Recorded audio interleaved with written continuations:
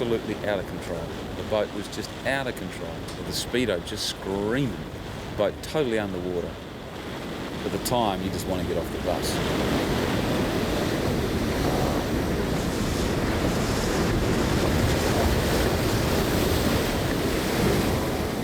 Blowing 30, with the snow coming down on the deck, with everybody freezing cold, with the boat all rocked up out of control, it was a pretty hairy moment, and I was really scared for the guy's life.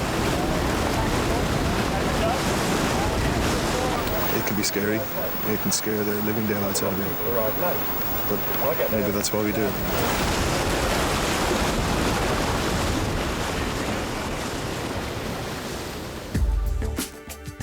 This is the story of the 97-98 Whitbread Round the World race for the Volvo Trophy. 10 boats, 9 legs, around 150 sailors. The 7th Whitbread started in Southampton back in September 1997 and ended back there in May 1998, nearly 9 months and 32,000 miles later. But the Whitbread is not just racing around the world. It's Grand Prix racing around the world in volatile, comfort-free, thoroughbred Whitbread 60s. It's a gripping story, and one that began, off cows, on a perfect sailing day on September the 21st, 1997. 5, 4, 3, 2, 1. The start of the 97-98 Whitbread Round the World yacht race for the Volvo Trophy. So Eve's got a good start. Toshiba starting right down, right out in front of the Royal Yacht Squadron, has got a magnificent start. Dixon's got it right on the button. Problem on there with Laurie Smith. Spinnaker going up late. They won't be happy about that. They're losing vital ground. They're back in the pack. A lot of activity. Great pictures from the onboard. So that is Eve Language out to the left. That is Paul Cayard. To the right, the white Spinnaker, that is Swedish Match. What a beautiful start for Gunnar Krantz with Roger Nilsson and Earl Williams. Paul Cayard stretching out. Leading the 10-boat lineup out of Southampton at the start of the 9-month journey was EF Language, a Swedish entry skippered by America's Cup sailor Paul Cayard, his first time on the Whitbread. Silk cut with British skipper and 3-time Whitbread veteran Laurie Smith headed out to the Solent, one of the favourites of the race. They're working with that wheel, throwing it about, moving the boat from left to right, finding the best track. Merit Cup were also looking like a strong entry, with a powerful New Zealand crew skippered by another well-known Whitbread veteran, Grant Dalton. It's still neck and neck between these two. This really is Grand Prix sailboat racing. One of the interesting things is also that 5 yachts are going with 11 crew. But overall race favourite was American boat Toshiba, a syndicate managed by the world's most renowned sailor Dennis Conner and skippered by Chris Dixon. Back a bit, but all of these boats are in this race. The first 7,350-mile leg to Cape Town got off to a furious start, with constant lead changes as the boats entered the English Channel. But progress ground to a dramatic halt as boats wallowed in fog and light airs off the coast of France.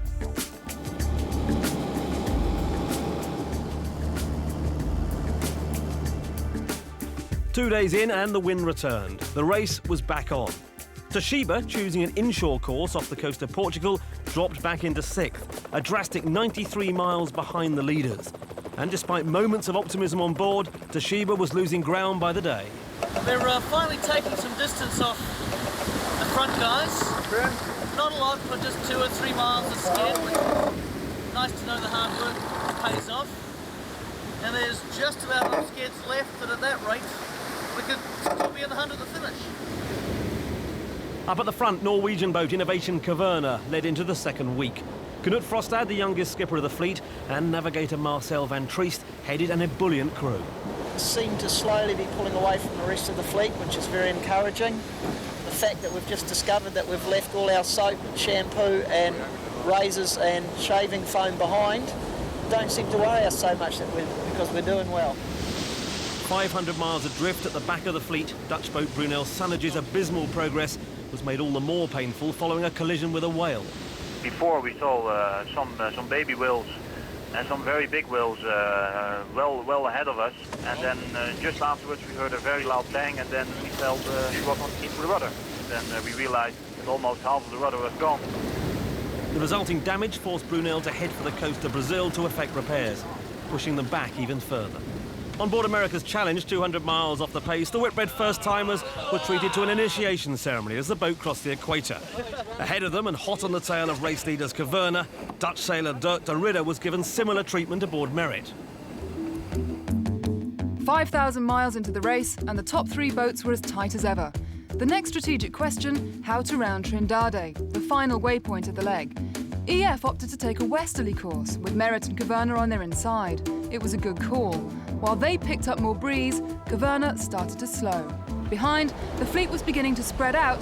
Trindade was now in sight. Young Knut Frostad could only watch his 2-week lead diminish. Behind on Merit Cup, there was intense discussion on how best to sail around Caverna and into the lead. But EF language was steaming up. Cayard's constant attention to detail already showing positive results. It pays to work extra hard here. Every inch is gold, and that's exactly what we're doing here on the EF language, grinding down Merit Cup and Caverna about a half a mile an hour. I remember a couple of epic watches of just like 20 sail changes in 4 hours, like unbelievable, just non-stop changing sails, fighting tooth and nail, thinking, man, when the next sked comes out, we're going to be 30 miles behind. You know, we've been parked, done nothing. It's a nightmare. We've been headed the wrong way, and came out 10 miles ahead. You know, and that was like brought tears to the boys' eyes. You know, that was big. Chasing EF's newfound lead, Grant Dalton felt it wasn't just slick sailing. What he had was a Code Zero, and we didn't at the start. That's what made the sail program better. And I will never change my opinion of Code Zeros till the day I die. I think they were illegal. They were totally in contrary to the spirit of the rule. And I think there were some very weak decisions made in allowing them through. You've got EF language about a mile in front of us, and just behind us is Innovation Corona.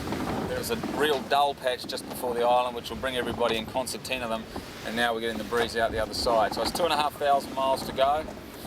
About 3.5 miles separate the first 3 boats, and now it's all on. EF's decision to turn south after Trindade was paying off, becoming a critical manoeuvre as they continued to pull miles out from Merit and Caverna. Behind, the women's team aboard sister ship EF Education, skippered by Christine Guillou, were not so fortunate as they floundered in 9th place, 500 miles behind. At the moment, I think we're 9th out of 10 boats, and it's been a pretty tough 3 weeks for us, I think. It was all very frustrating and not very easy for the crew because well, we've worked very hard for a year and a half, and you don't feel like you want to start the Whitbread at the back of the fleet. Ahead in 6th, things were going from bad to worse on America's Challenge. There she is. Campbell Fields had lost the top of his finger during a jibe. And she is. Behind them, Swedish match in 8th was now the back marker of a trio of boats languishing in the light airs. We played the inch-by-inch game with America's Challenge and Toshiba, and now they are just under the horizon. Not under, actually, we can see them. They are on the horizon. Very, very close. And somebody switched the power off. You can see it's all blank around here. No wind whatsoever. The light airs meant food rationing. Not much of it, but it's good. But no such problems for Cayard at the front of the fleet. Let me get a quick look in there and see what you got. Can you see that? Look at the tone. Can you see the tone? Wow. Isn't that beautiful? Looks delicious. Notice the contrasting colors. You have brown and beige mixed with a little bit of tan. Earth tones. It's important to have colors because it warms the palate. Yeah. Entices the palate. Well, look forward Notice to the eating foam it. here. You see, it's just like an espresso. The scume. That's also a very important characteristic of a well-prepared meal. The Whitbread is quite a strenuous competition physically, whether it's sleep deprivation or not eating really enough food. It's not so much we don't eat enough food, it's that we burn a lot of calories. We're burning 4,000 to 5,000 calories a day. Part of that is being awake a lot more than usual. When you don't sleep, your metabolism is working at a much higher rate, and so you're burning more calories. This is the water that we use on Chessie. It's originally seawater that we bring in through the bottom of the boat. It's then ran through a water maker or desalinator, and the water tastes just fine. The only problem with it is it doesn't have some of the minerals that we need. If you are losing magnesium, if you're eating too less with a lot of this energy and whatever, you can't concentrate. You can't make the right decision out there, and you will be fatigued. With Merritt Cup nearly a day away, Paul Cayard and his crew steamed into Cape Town to cross the line 29 days after they left Southampton to record an emphatic Leg 1 victory.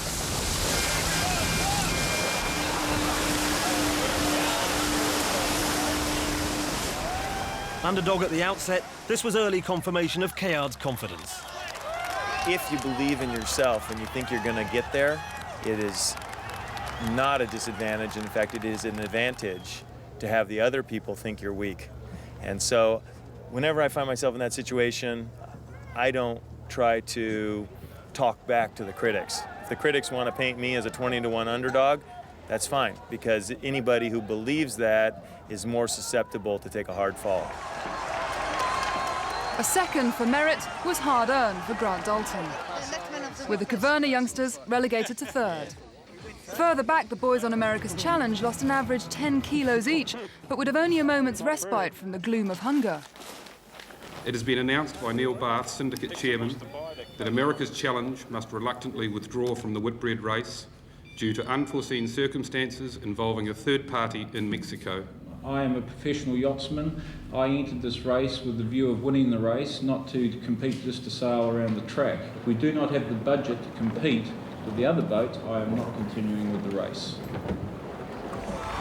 Bad news also for Toshiba, as 3 days after finishing in 6th, Chris Dixon resigned. Problems that were apparent before the start of the race were very much more apparent during the race, in the boat preparation, in electronic equipment that wasn't working because it had never been tried, in sails that were falling apart. I haven't been hired to fly around in the middle of the course. There's really no point sailing along where we've been.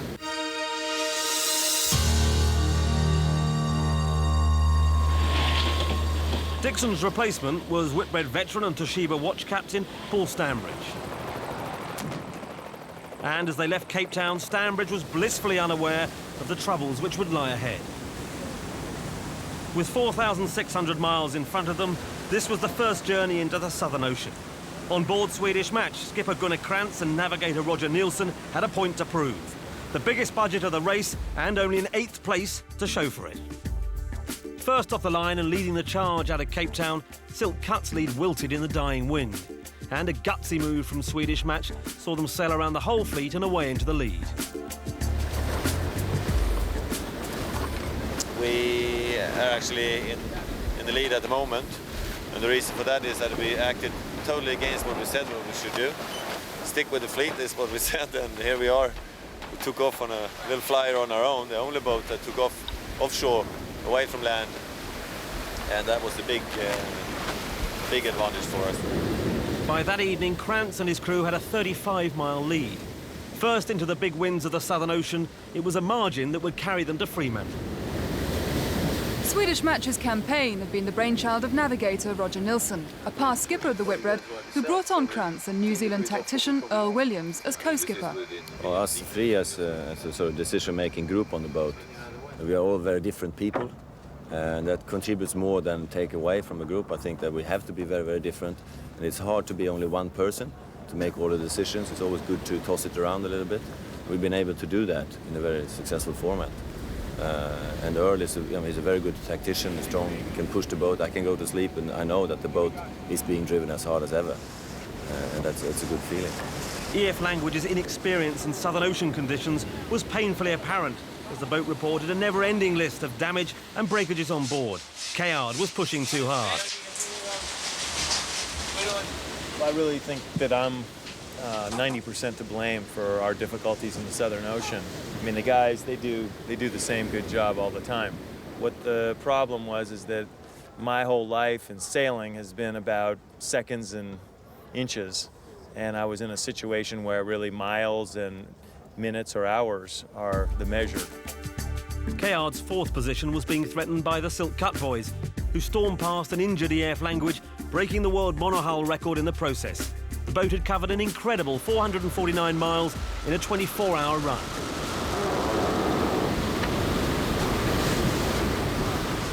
Behind them, Chesney Racing and Merritt, worst hit by light airs earlier in the leg, were 900 miles off the pace. All the boats were witnessing a brutal onslaught of Southern Ocean conditions. Toshiba in third place was no exception. And the boat just leapt off this wave and we speared into this trough, and the dial was well over 30 in boat speed, and we just fell into the pit, the bow buried, and the whole boat was totally submerged, and we were head down just hanging on. And the boat pulled up so quickly it basically cartwheeled. The whole boat spun on its axis, and I was clipped on with my harness onto a pad eye that was right next to me, was thrown in the air until my harness took up and just spun the whole arc of my harness and just head first into the deck, and it blew one of my boots off. So here I was in the middle of the boat, the whole rig and the whole boat shaking because we've got two sails that are flapping out the side of the boat, and the boat's on its side and the wave breaks over and guys are literally hanging there.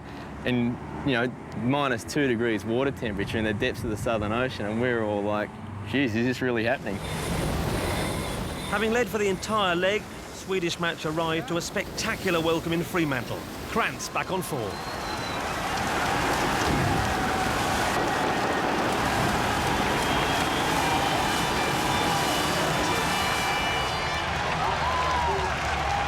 Key components was to keep the boat together, not break anything serious, keep pushing hard, accelerate and brake at the same time. The team spirit above everything. Everybody's been fighting so hard all the way. Next into Fremantle, Innovation Caverna, now overall race leaders with 2 top 3 finishes. It was more wind than I've ever been in on this leg. I mean, it was very hard. We never let go. It was just non-stop every day for days and days and days. It was non-stop. Damaged the boat, so we had to slow down for 24 hours. And just when we finished the repair work with no sleeping for a day, this huge wave breaks over the boat and wipes out the steering wheel, and couldn't believe it. We managed to get it all back.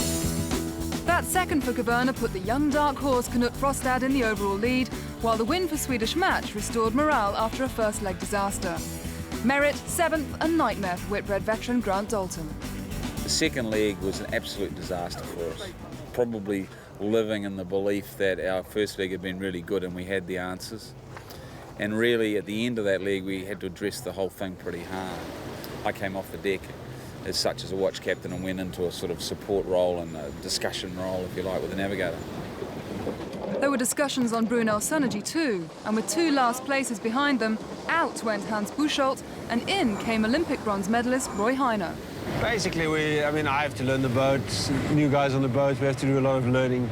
So the learning curve will be very high, and I'm very hopeful that we can uplift the campaign to end up halfway in the fleet at least.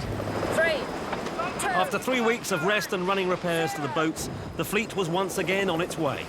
The next leg, a 2,250-mile journey to Sydney, was being treated as a sprint leg, even though it would take an estimated 10 days at sea.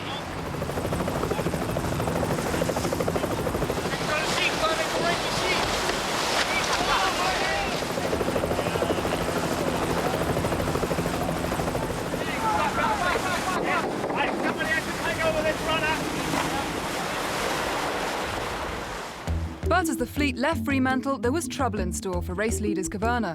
Dents and small buckles were discovered on the lower part of their mast, forcing them to make for the coast. Right now I'm just cutting up an anchor to try and reinforce the mast. And I don't know why I always end up with these jobs. There's 11 other guys and they should be pretty handy with tools, you'd think. But Willett's efforts were in vain and further equipment was needed. In accordance with race rules, they anchored within 1 mile of the shore and were then able to receive assistance by way of a helicopter drop. A week later, as the boats headed towards King Island at the entrance of Bass Strait, E.F. Langridge headed the fleet. Once into the Bass Strait, the fleet compressed as changing winds levelled the playing fields. Sailing in the Bass Strait, about 400 miles from Sydney, and we've crossed jives, I think, with almost every boat in the fleet, except the girls and Swedish Match. Place changes, just bizarre. Schedule before last, we were 2nd, now we're 5th. Next schedule could be 1st. Wind is shifting all over the place. It's bit of a typical day in the Bass Strait.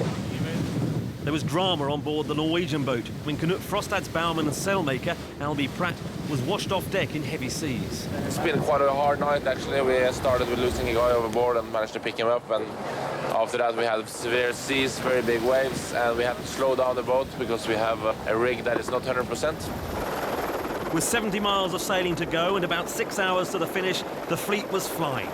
EF Language were gunning for number 1. They'd just taken Swedish Match, who were equally determined to record a second leg victory.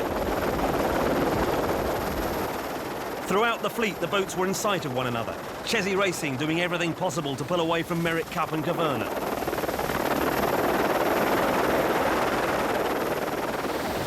On board Merritt, the tension mounted.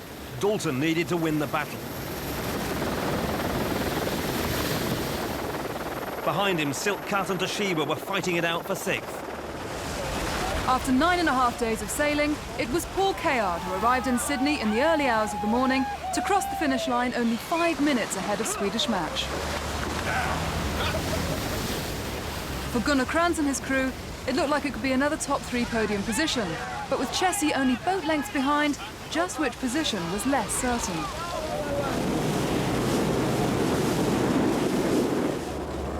In the end, Chessie missed the second spot by only 52 seconds.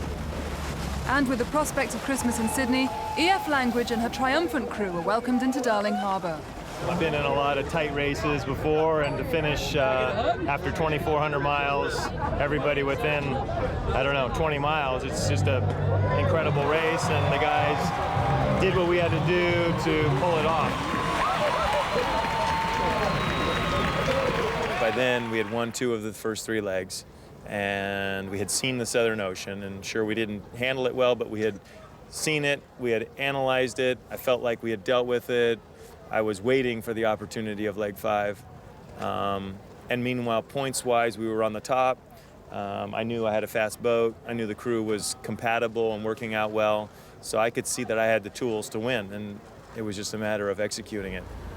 Back in 3rd, there was a big moment for 57-year-old owner-skipper George Collins. Yeah, it was just unreal. I mean, a lot of pounding and a lot of hard sailing, a lot of boredom, and to have the 9 boats together, plus the coastline, I mean, it was just, it was spectacular. The only private owner in the race, Collins brought on skipper John Kostecki to replace Mark Fisher out of Fremantle. This, it seems, was the move that would change Chessie's fortunes. Injury on the Whitbread is commonplace, and Chessie had her fair share on leg 3. And we were just pounding into these waves, and it was a situation where if you're sailing upwind, that's the hardest condition to go up the mast.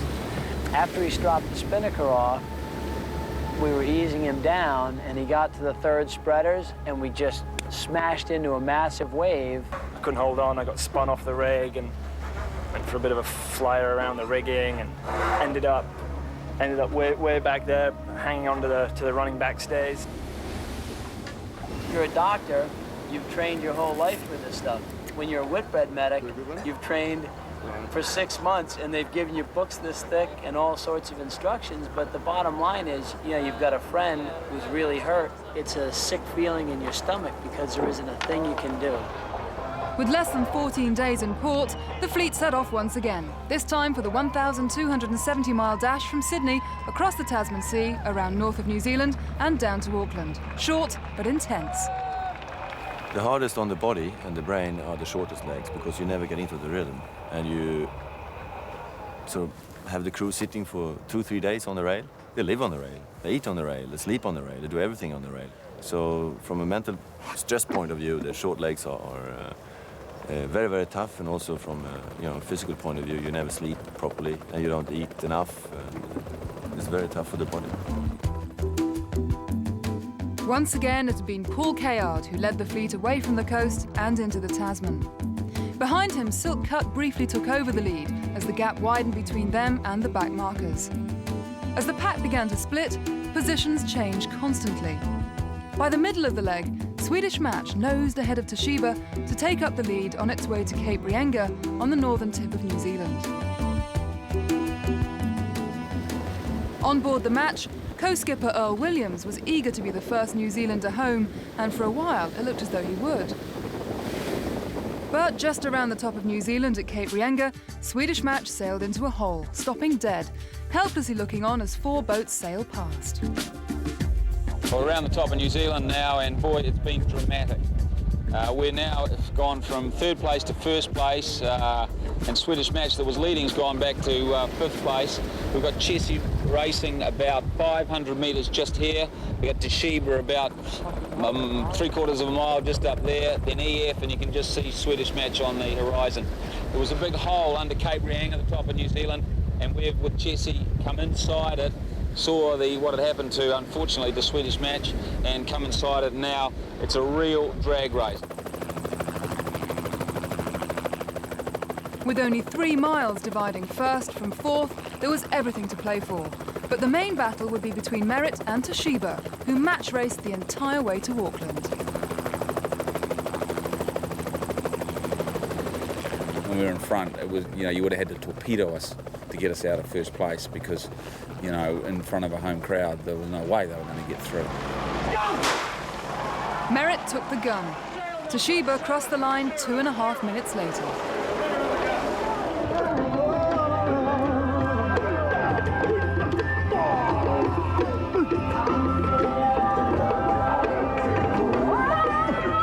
With Dalton and 10 Kiwis as crew, Merritt Cup to the Auckland crowd might as well have been a New Zealand boat, and for Dalton himself, it would be a very special victory.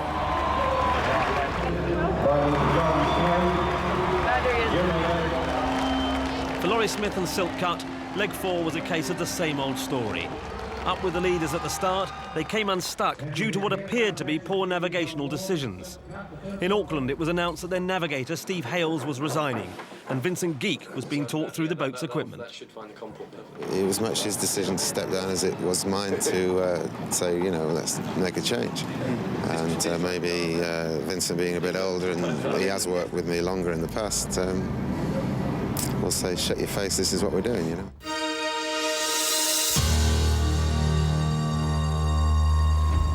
There was less than 2 weeks to get the boats back in order for Leg 5 and the Southern Ocean, and the crews needed all that time to get back into peak fitness, the demands of the Whitbread being brutally debilitating. Their motivation often goes down, they find it harder to keep focus, the concentration is poorer. In fact, all their mental faculties become poorer.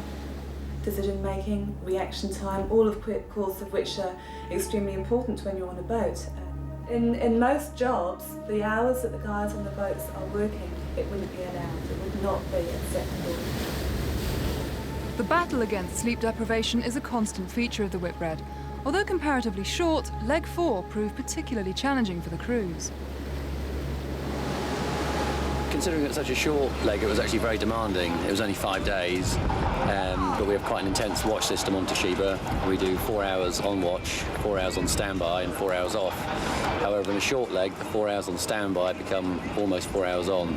If ever the boat changes direction in a tack or a jibe, then the whole crew are woken up. They have to change sides, and not only do they change sides, they take all the bedding with them, and they take any sails that are down below, all the safety gear and all the food, which amounts to about a ton. Having stacked all that, you go back to bed, and then maybe 20 minutes later you might tack back again. Leg 5 took the fleet into the Southern Ocean once more. Heading further south and on Leg 2, there's the added possibility of hitting icebergs. This and Cape Horn, the ultimate challenge, requires a particular kind of mental preparation. Before you can make that commitment and go there is really painful. You distance yourself from your family and the people you love, and it's hard to talk about before you go. I definitely just kind of faded off into space from, the people who are close for me to kind of mentally get ready for that. On board EF Language in the Southern Ocean, Curtis and his fellow crew were once again up with the leaders, sailing aggressively against Swedish Match in terrifying conditions. I had one interview of the Satcom B telephone we have on the boats, and it was a Swedish journalist. He asked me, "Are you and EF trying to kill each other? What are you doing out there?" Because we were just full on in that heavy, and we didn't have any instruments, crashing down the waves to keep pushing. That night, that very night, we called Midnight Madness. That was, it took a lot of energy out of me, and I was scared, especially when the EF reported a small iceberg. Out of the corner of my eye, there was this iceberg come floating along. You're like, holy smokes, here we go. And you're like, oh, gee, your heart's going, Jesus. Because then you start thinking, then once you see it and you know there's an iceberg there, and you know there's little pieces, then the silk cut guy said they hit it, and you're like, oh no. Curtis goes, hey, we got to get out of here. Longer time we spend down here, the more chance we have of hitting something. So let's just beeline it out of here, and off we went again. Silk Cut's collision with a small iceberg was upstaged when they lost half their mast due to problems with the rigging. Well, as you can see, the excitement and tension is building here on Silk Cut. Although the crew were unhurt, the Southern Ocean had taken another casualty. On deck, a jury rig had been cut to fit the mast stump. The crew was struggling to coerce both themselves and the boat onward.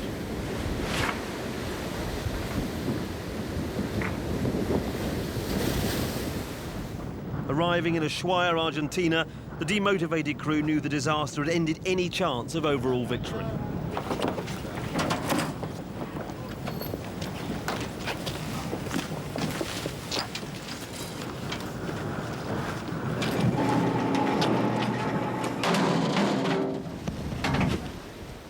On board EF Education, a similar story had begun to unfold.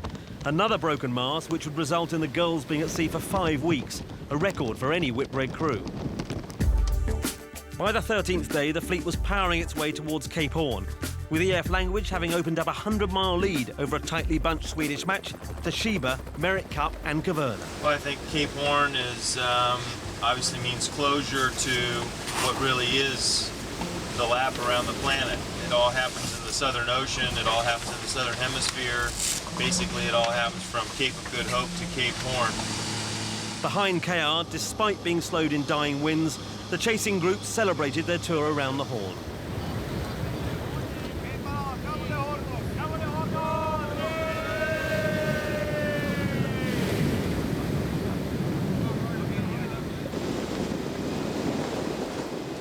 But once around the Horn, the winds died altogether, and the chasing pack were parked up as they struggled in the ridge of high pressure off the Falkland Islands.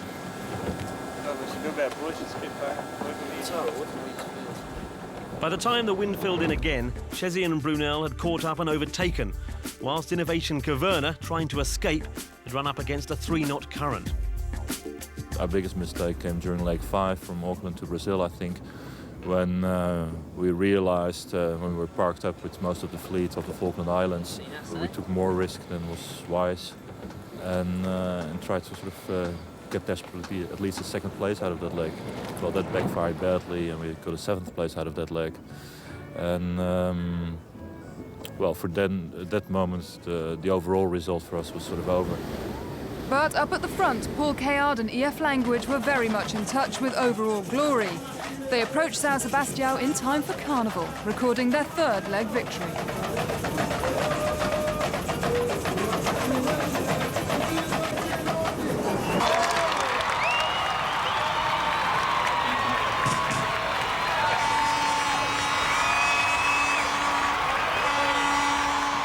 Brunel Sonergy's brave move to the east of the Falklands was rewarded as they held off Chesney Racing for 2nd.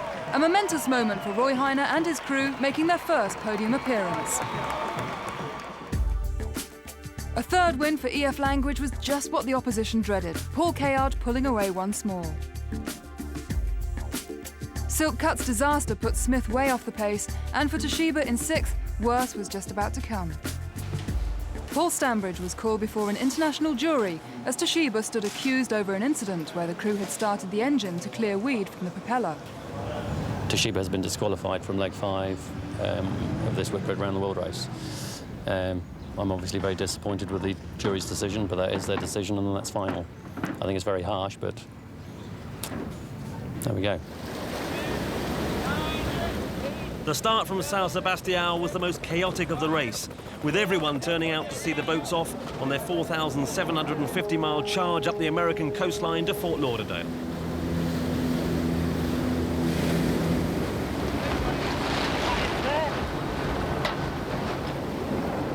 Leading the boats out of the bay was Innovation Caverna. On board, new crew member, tactician Ed Baird, already making his presence felt.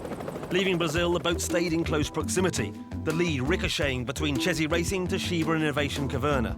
And back at sea, just 2 days after their Leg 5 marathon, EF Education were in high spirits. Here we are on EF Education. Girls are very happy at the moment because we're surrounded by blokes. They're everywhere. Down there, over there, up there, over there. Everywhere. There's buoys all over the ocean. Crossing the doldrums, the fleet were into squall territory. And whilst providing momentary relief from the stifling heat, the thunderstorms were a feature to be avoided. Myself, Triest, navigator on board the Innovation Kvarner. Saturday, the 21st of March. Very much up and downs, one skate that we gain, one skate that we lose. Reasons for these losses and gains at this stage are these little puppies. We're well clear of her right now. The rain squalls, they're very frequent here in the doldrums. Right now we're quite fortunate because there's only one on the screen. One of these can make you lose or gain 10 miles within an hour, just like that. Coming in fast from the east, Swedish Match had missed most of the storms, moving up from last to third, behind a dueling EF Language and Silk Cut. Silk Cut, crossing to the outside, gained on Language, who'd been caught out by a wind shift and forced to change course. We just got back in the lead with 3 miles ahead of EF. We've got to keep the speed on, but at the same time we're trying not to break stuff. It's pretty hard to do when you get some of these lunatics on now. With EF Language closing on the British boat, Laurie Smith finally steered across the finish line in Fort Lauderdale first. Having left Southampton as one of the favourites, Silk Cut's repeated failure to live up to expectations had resulted in a number of criticisms from the press, making victory on this leg all the more significant. Basically, we've had 12 guys who've battled for 18 months to get to where we are now, and we've had a lot of setbacks. We've been knocked back, we've had things go wrong on us, we broke a rig in the last leg, and for us it's just sort of personal satisfaction that we are actually good enough. We've always known that, but sometimes you have to tell the rest of the world, and the only way you can do that is to go out and beat them.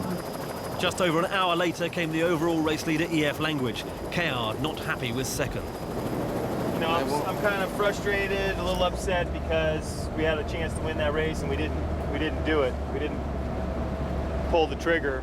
Obviously, Rudy and I got to do a better job of figuring out the weather so that we don't get ourselves on the wrong side of the track. For me personally, I get a really bad taste in my mouth when I'm in the lead in something and start backing down. I just can't take it. You know, I could take being smart, and I will say one thing, last night I was stupid. When we couldn't lay a Luthra there, or when we were really pressed up with the A6, we should have changed chutes. We were risking the rig and we were risking the spinnaker. Don't look too down. I'm not, you know, I realize the big picture, but I see some small things that we could do better, and it frustrates me when we don't. So I just want us to kick ass.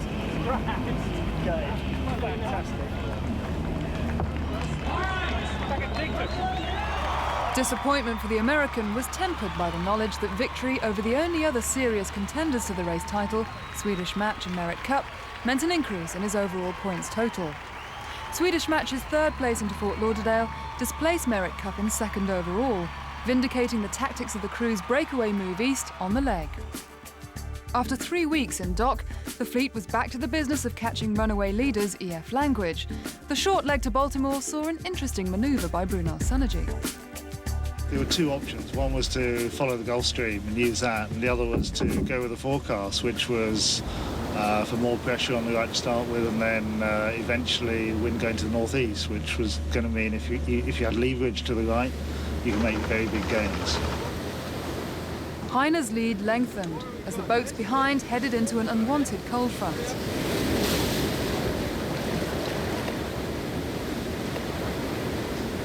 A little race on our hands here, Juggy. Swedish Match.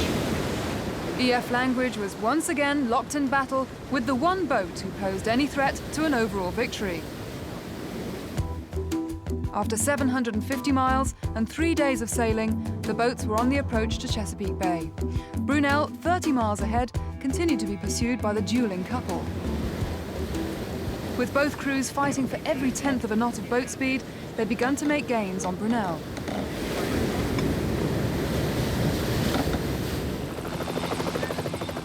The Dutch had run into light airs, and the progress after the Chesapeake Bay Bridge was dramatically slow.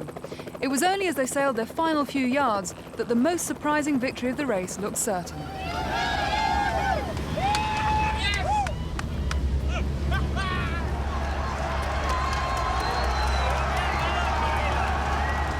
moments are nice. I mean, these moments does a lot for Dutch sailing, and that's fantastic for the next Whitbread. Oh, wonderful.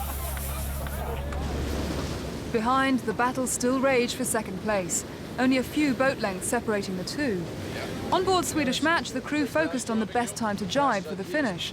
One bad bit of boat handling, one wrong decision, and Swedish Match would lose their slim advantage. 3 days of combat saw Swedish Match heading for second, yet skipper Krantz only acknowledged they'd done it 2 seconds before the gun.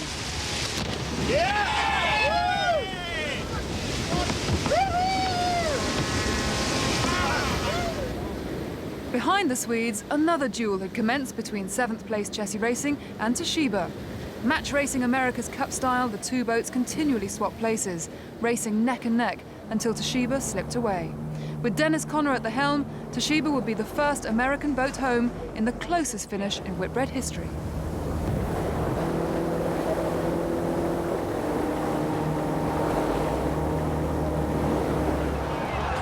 EF Education crossed the finish line only 9 minutes later. But when the party was over, Christine Guillou would take Conner to protest for violating the rules by crossing directly in front of them during the night and causing them to take evasive action. Conner lost, and there were more shocks in store as navigator Andrew Cape resigned. No comment. Totally surprised. I just spent 3 days with him and had no inkling of it. It seemed like he was in a good mood and everything was fine, so it certainly caught me off guard. The decision of the jury penalised Toshiba 2 places on the leg. Things couldn't be worse for the pre-race favourites, now totally out of the running for any overall podium position.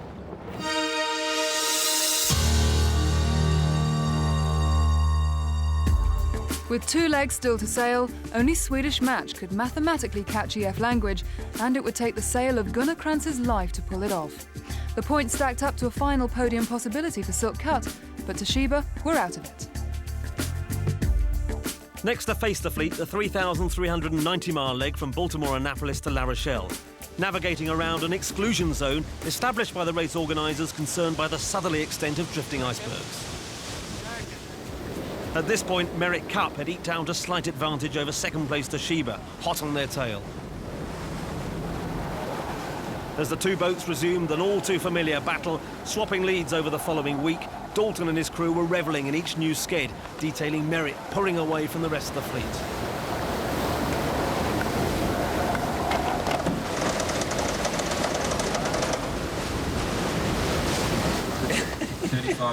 EF. Sorry? 35.9. 35.9? I'm going to give you a number closer to 60 on this next one. Oh, yes. Some way off the pack was Silk Cut and Chessie, seemingly out of the picture. Miles behind and in the north. Not so by the halfway mark, as the two made dramatic progress up the fleet, making the best of big winds and travelling a staggering 5 to 6 knots faster than the leaders.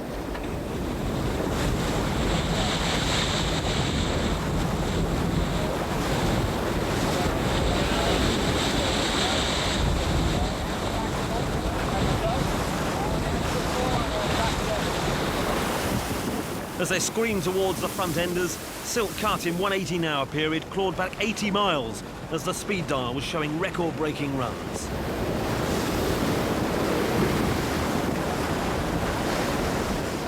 Another success story was EF Education, who, with the help of Isabella Tizier, was sailing their best leg of the race. Silk Cut's northerly route saw it storm through to second place. Merritt Cup, alongside EF Language, chose to cover Swedish Match in the south. We're down here watching our buddies on the blue boat, Swedish Match. But the good news is we can smell the croissants with the easterly breeze. So boys are looking forward to a little cafe au lait and croissants, maybe Sunday morning if we're lucky. For Swedish Match, this leg had been their last chance to topple the race leaders. But languishing in 6th, skipper Krantz had given up. That's when we lost the chance of winning overall. From then on, we said, okay, we have a good second place. We lost a bit of points to Merritt in the 8th leg. That was costly. But we did say to each other, still a good result coming up here. Let's play it nice and safe and let's go for the second and be happy with that. Up front, Toshiba continued to set the pace until... Today we've been attacked by a shark. We're a bit disappointed to see Silk Cut after having a commanding lead of about 120 miles for most of this leg. Suddenly they came back from the dead, which was most disappointing, particularly for me. But there we go. So it's my old pommy mates over there.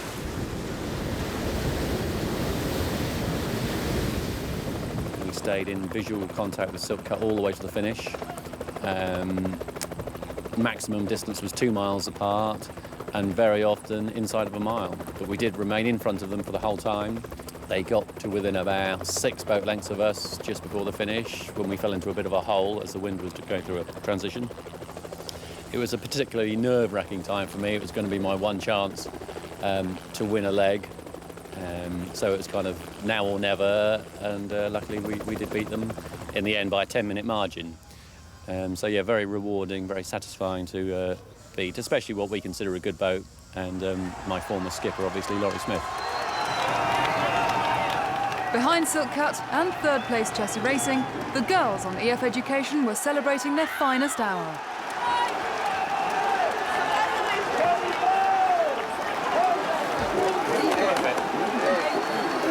A delighted Christine Guillou and her tactician Isabella Tussier faced the press.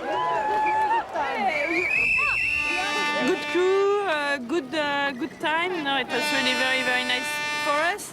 It was the best leg of and we arrived in France. So it's the best leg of the Whitbread for us, for the position to arrive in France, for the crew, for everything. It was great.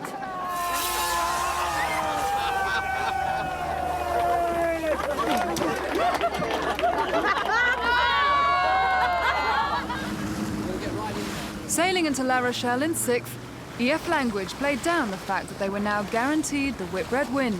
The real celebration would have to wait until Southampton.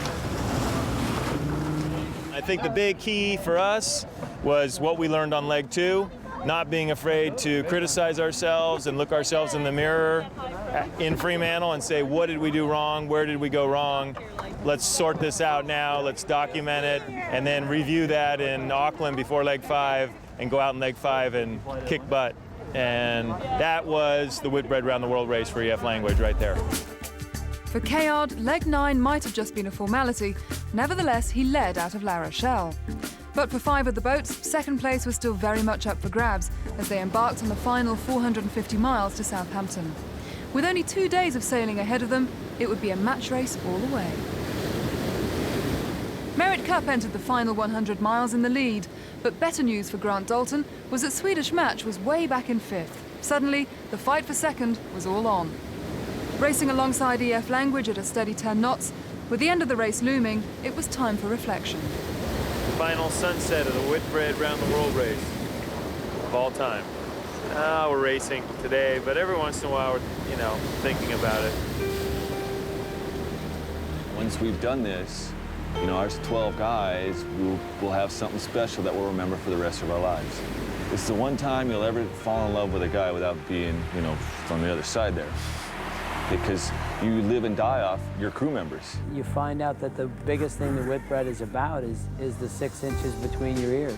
How tough is that? One aspect of the race that I think that draws the whole Whitbread fleet together is such a large element of danger, and I think that's probably why we're all very close friends, whether we're on EF or whether we're on Brunel or on Toshiba or Chessie. This was proving to be a fitting finale to the race. The boats tightly bunched throughout the 2 days, a testament to the competitiveness of the fleet. But in the end, there can be only one winner, and for leg 9, it was to be Merit Cup. With their nearest rival, Swedish Match, still fighting through the wind shifts of the Solent with Silk Cut, Dalton was biting his nails for second place, a result that was bittersweet. I think if there was one fundamental early on error that we made, when I understand how it was made, is we were probably too dogmatic in our choice of boats. We had the opportunity to have a boat very similar to EF, and we didn't take it. But the story of the race was EF Language, and 49-year-old Magnus Olsson finally winning at his 4th attempt.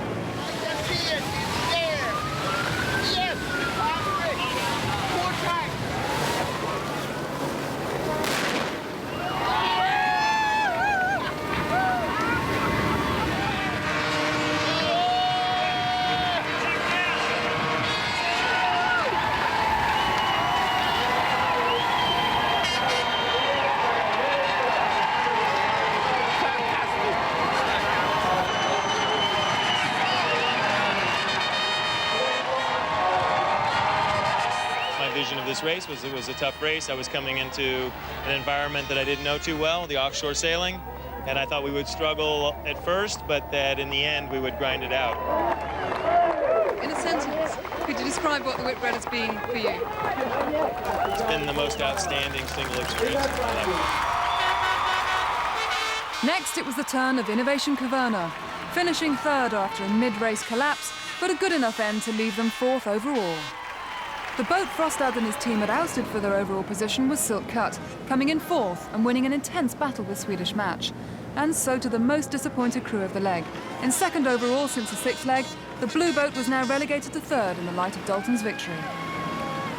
It seemed like it wasn't our turn this time, and we can only say that, okay, we achieved some of what we had set out to achieve, be on the podium, not on the place we expected, but we have to make sure somewhere down the line we agree with that, that we come to terms with that we ended up third. Might be a good reason as anything else to come back and try again. The closest finish went to Toshiba, arriving in sixth ahead of Brunel. The end of a difficult campaign and the last throw of the dice for their skipper. I've always looked at the Whitbread as an adventure, and this race has gone past an adventure now. It's now a very professional, almost one-design yacht race, which perhaps I'm not good enough to win. Brunel Sunnage's skipper, one place further back, resolved to return next time. I had 3 goals to starting to sail this Whitbread. The one was to grow a beard. The second was to see an iceberg, and the third one was to go with 50 knots around Cape Horn. And none of the 3 happened, so I've got to do it again. Home in eighth, another second-place contender. Chesney Racing really missed the boat and the tide. But for George Collins, the Whitbread had all been worthwhile. It's an incredible feeling and very worthwhile. Everybody should go do it. Also caught in the struggle upriver, EF Education. Last overall, but her crew convinced the tide was turning for women's sailing. We've learnt a lot of different ways of sailing these boats, and I think that we sail them, you know, as women, I think we sail them damn well.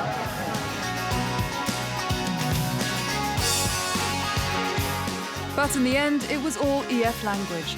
A formidable boat and a crew led by a skipper who refuses to learn the meaning of the words second place. Now the limits are set, and the boats are parked at the dock, and it's over, and we're gonna have to go find some new projects to get us by until we get to go try and smash some more limits again, you know? Break the glass ceiling. That's what it's all about, really. So the trophies are kind of bittersweet, you know, because the journey's over and the adventure's over. And... oh well.